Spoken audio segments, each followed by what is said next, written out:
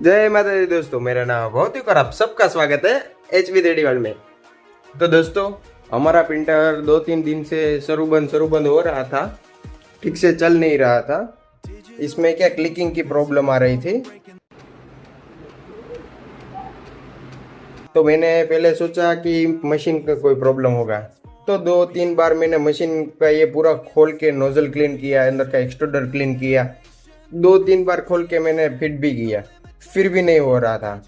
फिर मैंने मेरे अपने एक दोस्त को कॉल करके पूछा कि क्या प्रॉब्लम हो सकता है।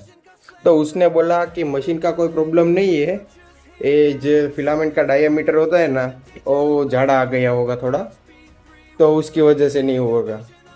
तो सच में यही प्रॉब्लम था। तो मैं ये रिटर्न करने वाला हूँ सारे फिलामेंट। ये पूरे के पूरे 4 किलो है।